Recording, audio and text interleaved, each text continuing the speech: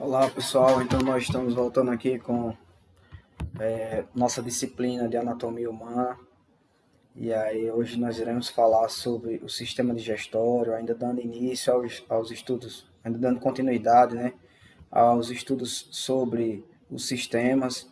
Acabamos de realizar nossa primeira avaliação e aí vamos dar continuidade aos estudos sobre os sistemas e o próximo a ser alencado, né, nessa lista é o sistema digestório, tá ok? É importante a gente falar, pessoal, que é de interesse comum, né? Sempre fica aquela questão, aquela prerrogativa. O certo é correto, o certo correto é sistema digestório ou sistema digestivo, né? A gente escuta nas aulas do ensino médio também, em alguns livros a gente encontra também sistema digestivo. Então, o que é alguns laboratórios, né? A análise do sistema digestivo, tem alguns laboratórios, algumas clínicas, né? Especialistas no sistema digestivo, entendeu? Então, o que é o correto, né? O sistema digestório ou sistema digestivo? Então, o correto, pessoal, você utilizar é sistema digestório, porque o sistema digestório nada mais é do que um conjunto de órgãos, né? Que vão estar atuando para quebrar estruturas maiores, estruturas alimentares maiores em partículas menores, ok? Essas estruturas que vão ser quebradas é o material que vai ser digerido, certo?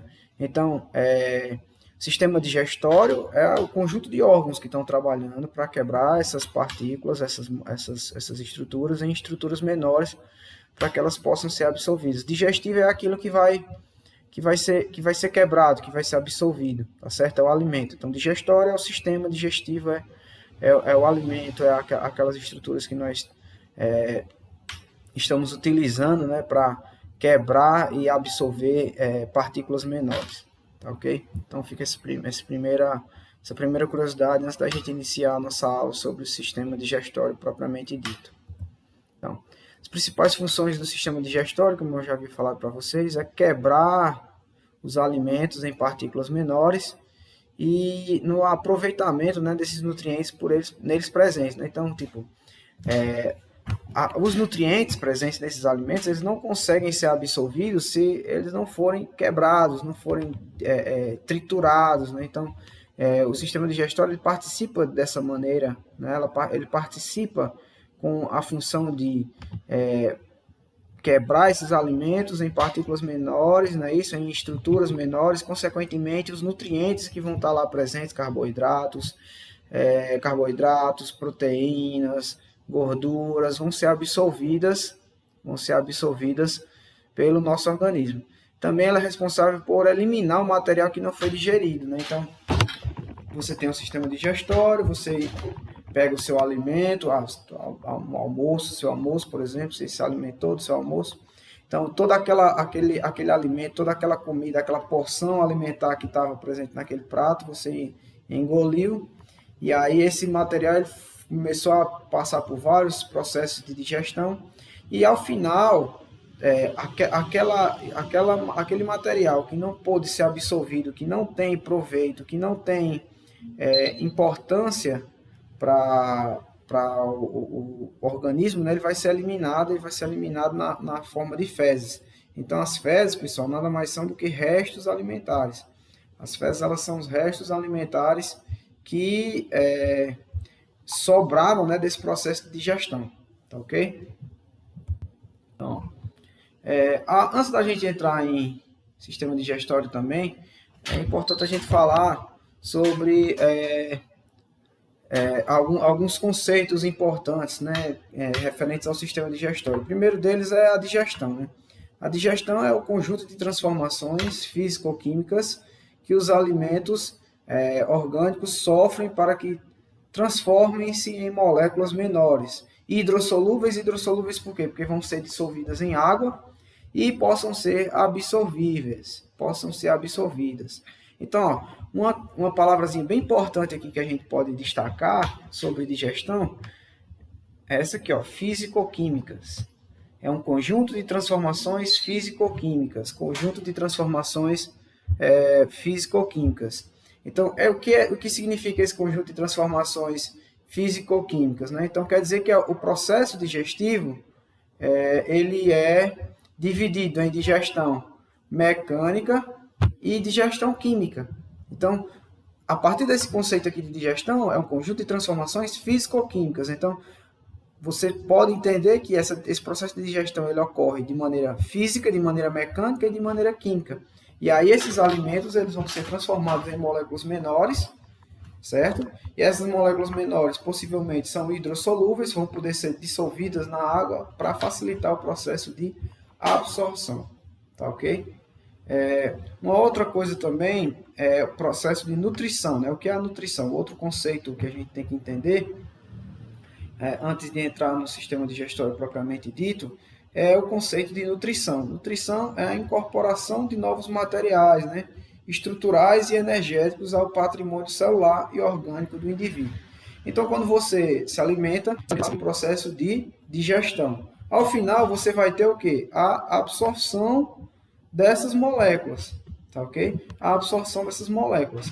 A absorção dessas moléculas vai gerar o fenômeno que a gente chama de nutrição. O indivíduo está sendo nutrido. E essa nutrição nada mais é do que? Do que pegar essas moléculas, certo? Pegar essas moléculas e agaranhar, né? Pegar essas moléculas como é que se diz? Pegar essas moléculas e fazerem com que essas moléculas elas se tornem parte do organismo, tanto de maneira estrutural como de maneira energética. Então, essas moléculas elas podem vir a constituir estruturas celulares, estruturas orgânicas para aquele indivíduo, como esse material, né, essas moléculas, elas podem servir de energia para a realização de reações químicas que possam vir a manter o organismo vivo, né, possam vir a manter as funções e trabalhos que aquele organismo possa vir a realizar. Então, digestão é um conjunto de transformações físico-químicas. Então, se a gente fala de transformações físico-químicas, a gente pode dividir a digestão em digestão mecânica, ou digestão física, e digestão química. Também pode ser chamado também de digestão enzimática, tendo em vista que tem a atuação das enzimas, não é isso? Para a realização da quebra das moléculas. Então, digestão mecânica e digestão química. A finalidade, quebrar estruturas maiores em porções menores, porções essas que vão poder ser absorvidas pelo organismo. Essas porções que vão ser absorvidas pelo organismo, ela pode ter dois caminhos. Elas podem compor estruturalmente uma outra propriedade celular, por exemplo, ela pode vir a compor uma célula, ou então ela pode vir a servir de energia, não é isso? Pode vir a servir de energia para a realização de reações químicas que vão manter o organismo vivo e com o funcionamento correto, beleza? As principais etapas do processo de digestão, nós podemos dividi-las em alimentação, digestão, assimilação e defecação. Na realidade, essas etapas são as principais etapas, né, no processo em que os alimentos eles são transformados. Né? Então, quais são as etapas em que os alimentos são transformados pelo sistema digestório? Então, as principais etapas são alimentação, digestão, assimilação e defecação. Então, você se alimenta, você digere, quebra, não é isso? Assimila, e o que você não assimilou, você vai descartar através do processo de defecação. Tá ok? O sistema digestório, não é isso, pessoal? O sistema digestório, ele apresenta, né, o que a gente chama de canal alimentar, certo? Esse canal alimentar nada mais é do que o caminho percorrido pelo alimento.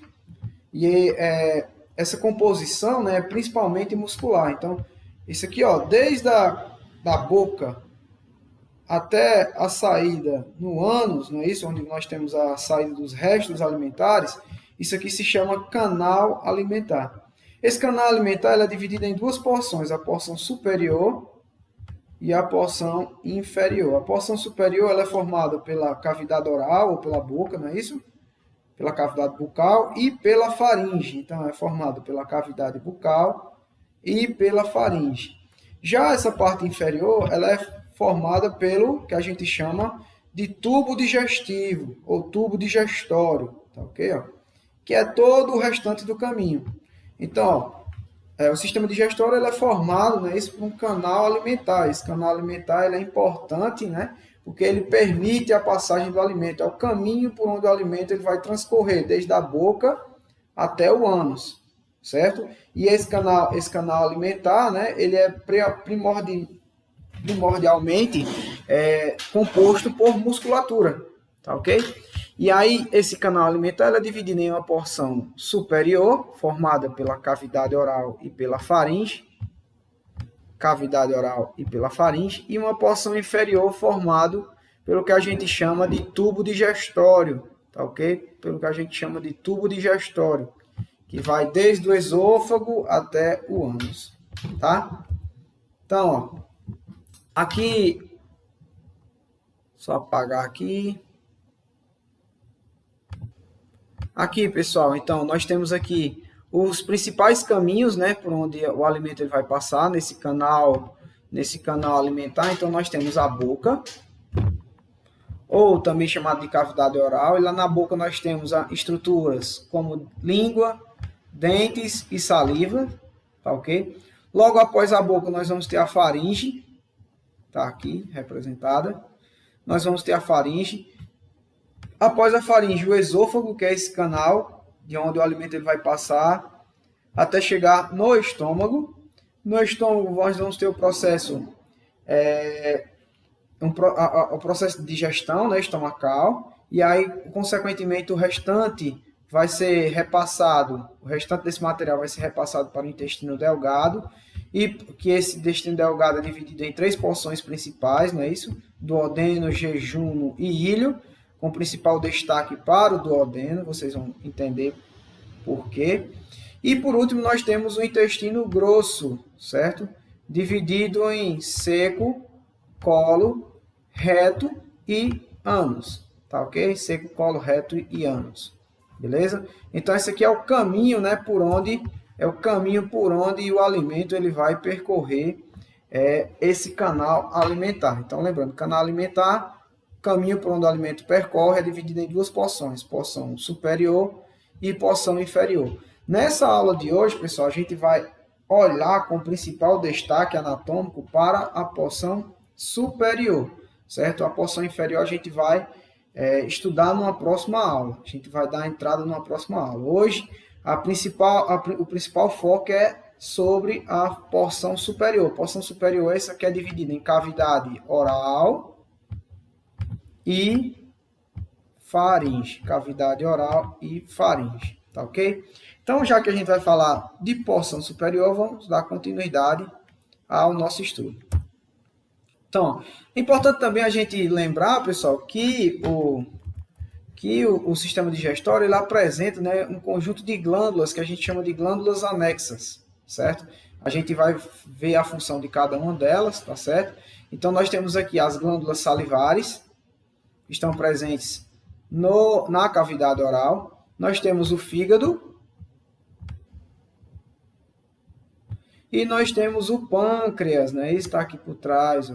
Nós temos o pâncreas, tá ok? Então, essas são as 3 principais glândulas anexas presentes, né, no sistema digestório, que elas são também podem ser chamadas de glândulas auxiliares, né, estruturas auxiliares do sistema digestório. Então, elas estão auxiliando no processo de digestão, tá certo? Então, ó, vamos continuar. E aí a gente vai entrar na parte da aula de hoje, mais propriamente dito, que é a porção superior, não é isso, da cavidade alimentar. E aí, quando a gente fala de porção superior, a gente fala de cavidade oral, não é isso? A gente fala de cavidade oral e aí a gente fala também de faringe. A gente vai ver essas 2 estruturas hoje com mais detalhes, tá? Então, quais são as principais funções, né, da cavidade oral? Nós temos a ingestão de alimento, então ela permite a ingestão de alimento. Na cavidade oral nós temos estruturas chamadas de dentes, então essas estruturas elas vão permitir o processo de mastigação. Esse processo de mastigação ele dá início ao que a gente chama de digestão mecânica, então a gente já começa a quebrar o alimento, começa a triturar o alimento desde a boca. Nós vamos ter também, pessoal, um processo de lubrificação, então esse alimento ele vai se transformar em um bolo, que a gente chama de bolo alimentar. Então, você vai mastigar e misturar esse alimento com o material salivar, tá ok? Vai misturar esse alimento com o material salivar e aí, consequentemente, não é isso? Você vai ter a formação de um bolo para ajudar no processo de deglutição, que é a outra função da cavidade oral, que é engolir o alimento. Ainda, nós vamos ter estruturas como a língua, que são responsáveis pelo paladar. O paladar, como vocês sabem, é uma estrutura de defesa, uma estrutura evolutiva de defesa, tendo em vista que tudo que você se alimenta, a grande parte do que você se alimenta, você guarda aquele gosto daquela estrutura, daquele alimento. Então, se porventura você se alimentou alguma vez de algum alimento que te fez mal, que te fez provocar, que não estava em uma boa condição e te fez passar mal, possivelmente o seu cérebro ele vai gravar esse gosto, né? Vai gravar esse gosto e com certeza quando você voltar a entrar em contato novamente com esse tipo de alimentação, você não vai chegar a engolir, não vai chegar a deglutir esse alimento, certo? É também na cavidade oral, pessoal, que a gente tem a primeira etapa da digestão química.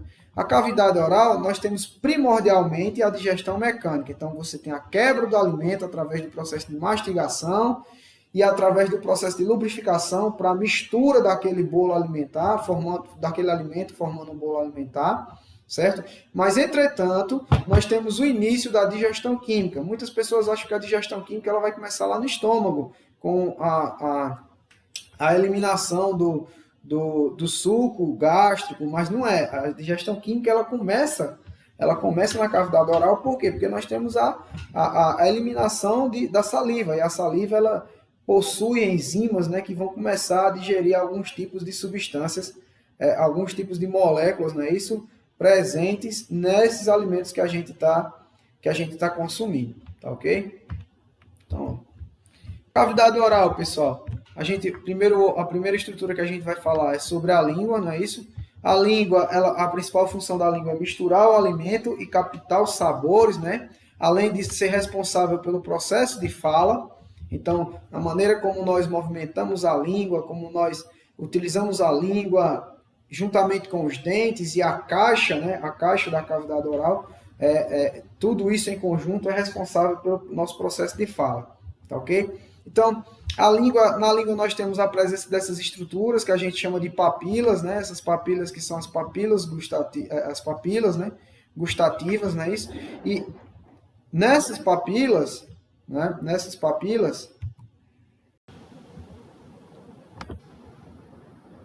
Então, pessoal, probleminha técnico aqui. Então, nessas papilas aqui, né, pessoal, a gente vai ter a presença, né? Nessas reentrâncias aqui, nós vamos ter a presença do que a gente chama de botão gustativo, né? Desses botões gustativos, certo? Então, nessas reentrâncias que estão presentes aqui nas papilas, nós vamos ter a presença desses botões gustativos aqui. E, na realidade, são esses botões gustativos que, por possuírem terminações nervosas, então, como vocês podem perceber aqui, ó, por possuírem terminações nervosas, eles são responsáveis pela a captura, né, dos sabores, do gosto e dos sabores, tá certo? Então, a língua, a principal função da língua é misturar o alimento, né, e captar os sabores, além de ser utilizado no processo da fala, tá ok? Contudo, aqui nós temos um grande conjunto de papilas, né, que estão presentes na língua, e nesses espaçozinhos, né, nessas reentrâncias aqui é onde nós vamos ter os nossos botões gustativos, né? Nossos botões gustativos que vão ser responsáveis por captar o gosto dos alimentos, o sabor dos alimentos, certo? Uma característica interessante, quais são os nervos, né, que estão aliados no processo de captação dos sabores, do processo de captação do gosto, né? Então, nós temos o nervo facial, que ele fica na região de 2/3 anteriores da língua, né? Ele fica na porção de 2/3 anterior da língua, e nós temos o nervo glossofaríngeo, que ele está na porção de 1/3 posterior da língua.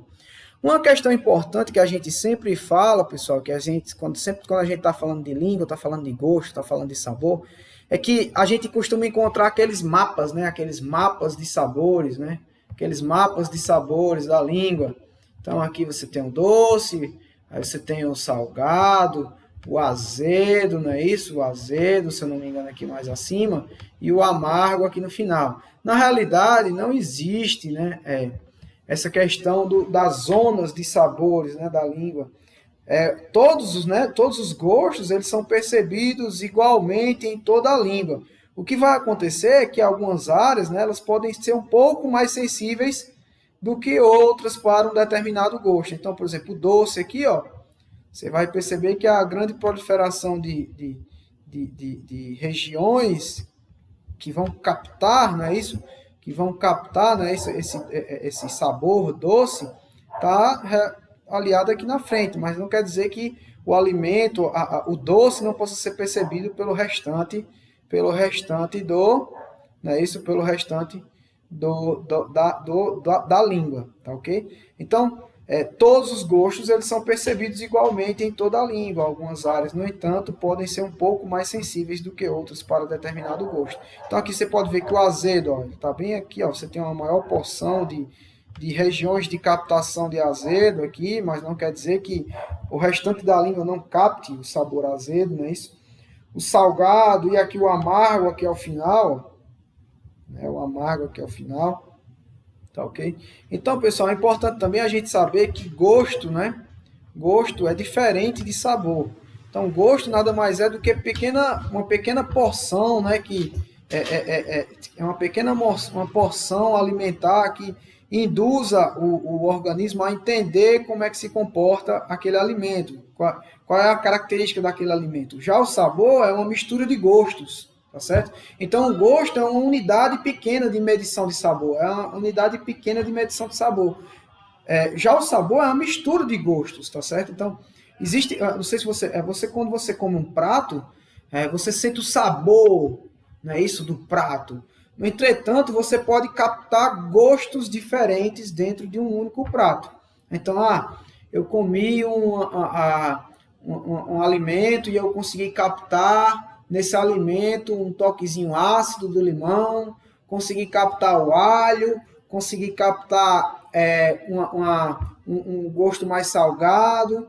Esse gosto salgado ele é mais puxado para o gosto do salgado da carne, de carne vermelha. Então, quando você tem um prato, você se alimenta desse prato, você sabe que ele é saboroso. Entretanto, dentro desse sabor que possui esse prato, não é isso? Você consegue perceber alguns gostos diferentes.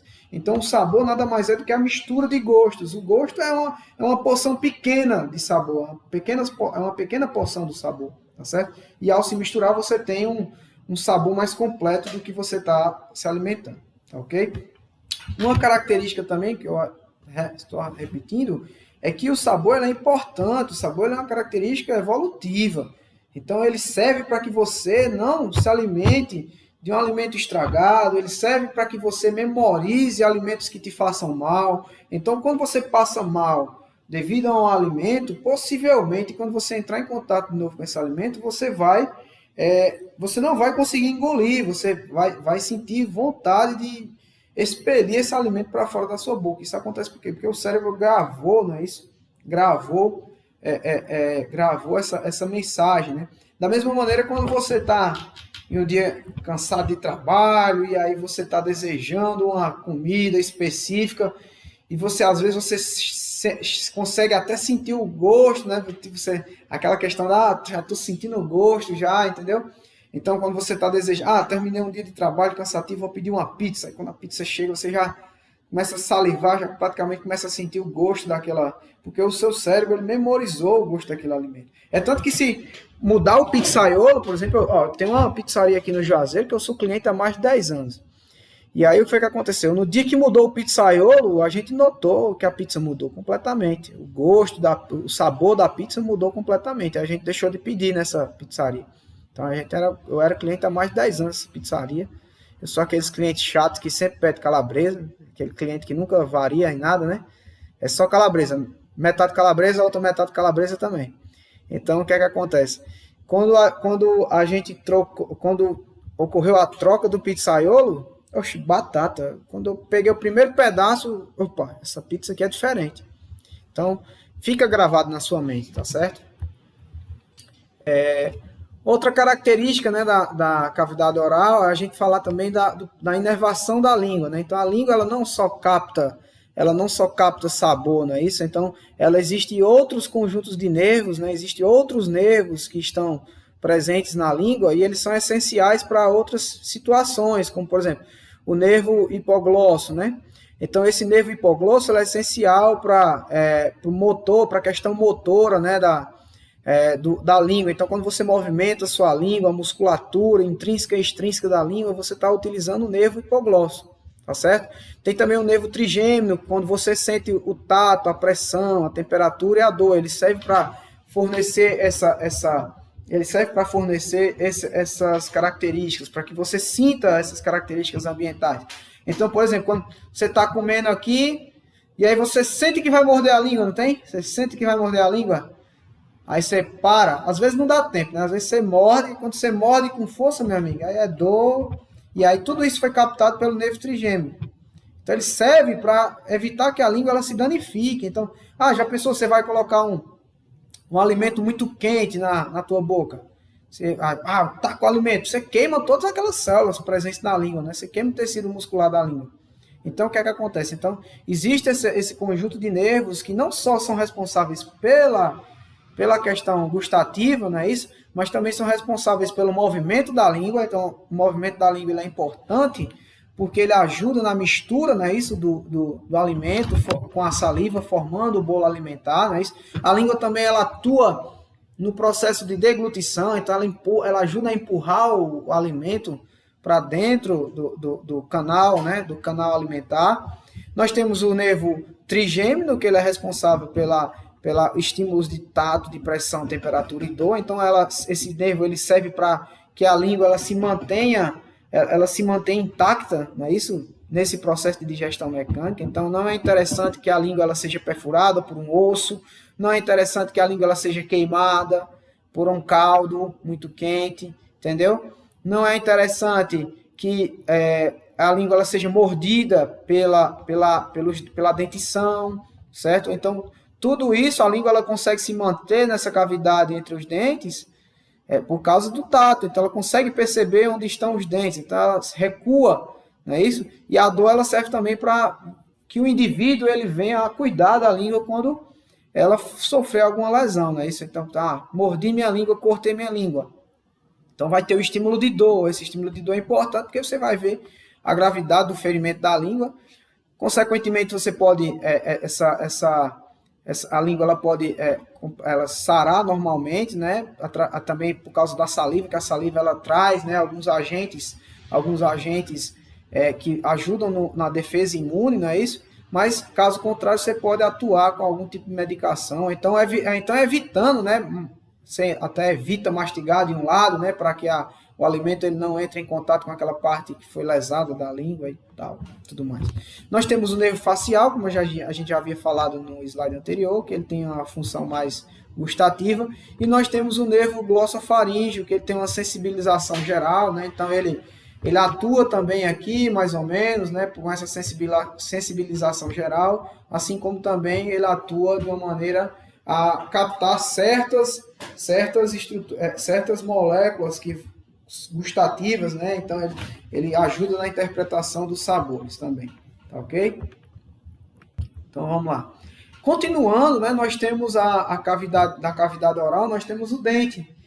E os dentes eles servem para triturar e macerar os alimentos, certo? Então nós temos o dente, ele é dividido em duas partes. Essa parte externa do dente, que é a coroa, é formado pelo esmalte e pela dentina, né? Então o esmalte é uma das estruturas mais resistentes do corpo humano. E aí nós temos essa parte interna que está dentro, né, da gengiva, que é a raiz. Raiz essa que é nutrida, né, por vasos sanguíneos. É nutrida por vasos sanguíneos, então ela recebe, né? Ela recebe oxigênio e nutrientes desses vasos, desses capilares sanguíneos e serve para que a manutenção do dente, né? Então, existem aquelas pessoas que fizeram tratamento de canal. O que é o processo de tratamento de canal? Você arranca, né, essa parte aqui da polpa do dente, deixa só o esmalte. E aí o dente ele começa, mesmo pessoas que fazem esse tratamento de canal, elas posteriormente elas